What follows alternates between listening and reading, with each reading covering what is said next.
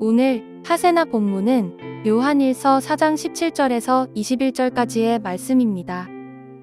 사랑이 우리에게서 완성되었다는 사실은 이 점에 있으니 곧 우리로 하여금 심판날에 담대함을 가지게 하려는 것입니다.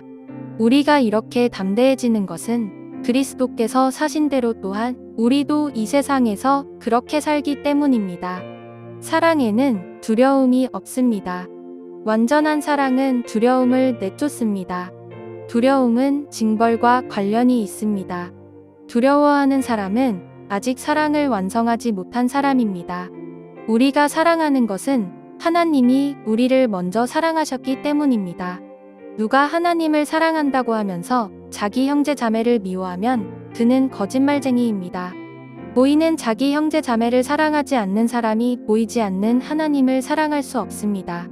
하나님을 사랑하는 사람은 자기 형제 자매도 사랑해야 합니다.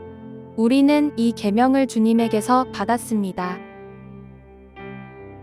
오늘 17절은 앞선 12절 마지막에서 언급했던 주제를 다시 한번 들려주고 있습니다.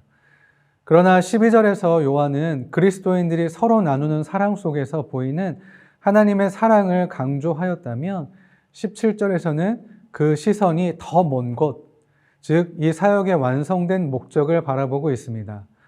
그 목적은 바로 심판날에 담대함을 가지게 하려는 것입니다. 앞에 두 구절을 하나로 묶어주는 생각은 우리가 성장을 통해 예수님의 모습을 점점 닮아갈수록 하나님의 사랑이 우리 삶 속에서 완성된다는 것입니다. 이것은 결코 실현 불가능한 꿈이 아닙니다. 비록 우리는 이 땅에 살고 그분은 하늘에 계시지만 하나님은 그분의 은혜와 사랑 속에서 우리에게 특권을 주셔서 우리가 장차 그분을 만날 때 비로소 완전한 우리의 소유가 될 하늘의 유산을 일부나마 미리 맛볼 수 있게 하셨습니다. 에베소서 1장 3절에서 말하는 것 같이 이미 우리는 그리스도 안에서 하늘에 속한 모든 신령한 복을 받은 존재입니다.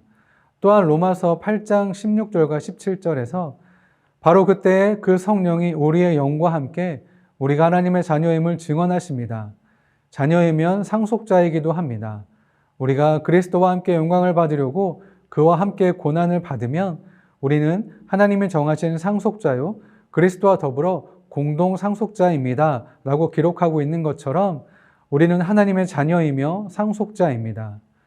그런데 하나님께 입양되어 자녀가 된 우리에게 아낌없이 부어주신 그 사랑은 그분이 자기 독생자를 사랑하시던 그 사랑과 동일한 사랑입니다.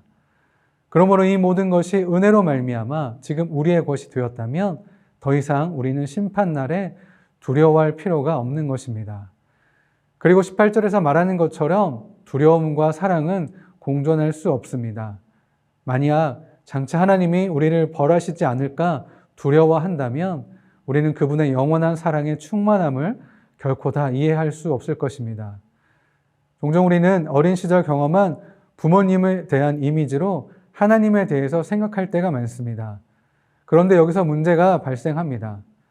만약 부모님이 훈육을 위해 사랑을 표현하기보다 엄하고 무섭게 대하셨다면 그런 부모님의 모습을 통해서 언제 날벼락에 떨어질지 몰라 항상 전전긍긍하면서 두려움과 감사가 뒤섞인 감정을 가지고 하나님을 볼 수 있습니다.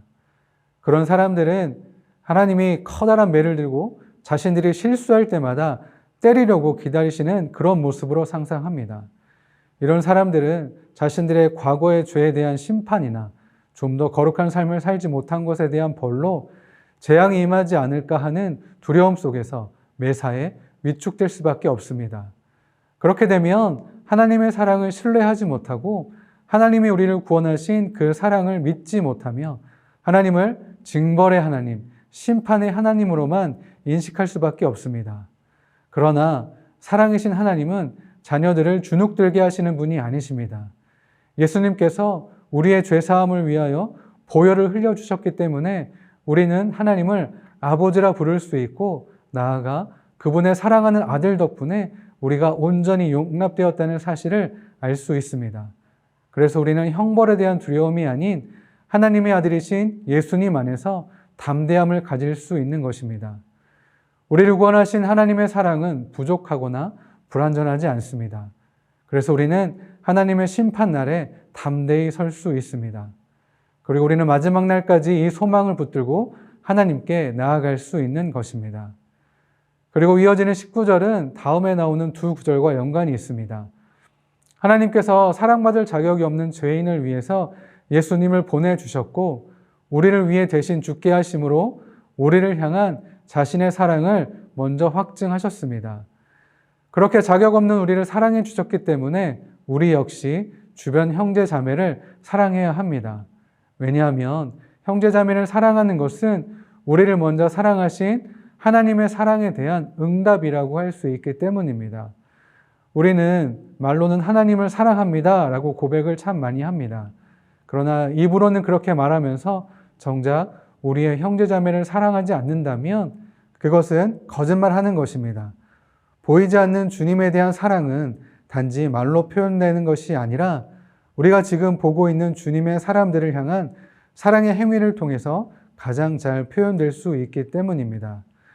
하나님을 사랑하는 것에 대해서 많은 이야기를 할 수도 있고 또 예배를 통해 모든 감정을 실어 그것을 표현할 수도 있습니다. 그러나 우리가 다른 그리스도인들에 대한 비난을 일삼고 쉽게 부정적인 속단을 내리며 좀처럼 그들의 짐을 져주지 않는다면 이는 우리가 고백하는 내용과 전적으로 모순될 뿐만 아니라 하나님의 계명에 명백하게 불순종하는 것입니다. 따라서 하나님과 형제를 향한 우리의 사랑은 분명한 실천과 지속적인 섬김으로 드러나야 합니다. 다른 지체를 사랑하지 못하는 것은 곧 하나님을 사랑하지 않는 것과 같습니다. 하나님을 사랑하는 이가 형제 자매도 사랑할 수 있습니다. 오늘 하루 하나님의 사랑을 누리며 주변을 둘러보고 형제와 자매를 향한 사랑의 표현을 할 수 있는 우리 모두가 되길 소망합니다. 오늘의 하시조는 우리 집 주변의 쓰레기를 줍고 정리가 필요한 곳을 정돈하는 것입니다.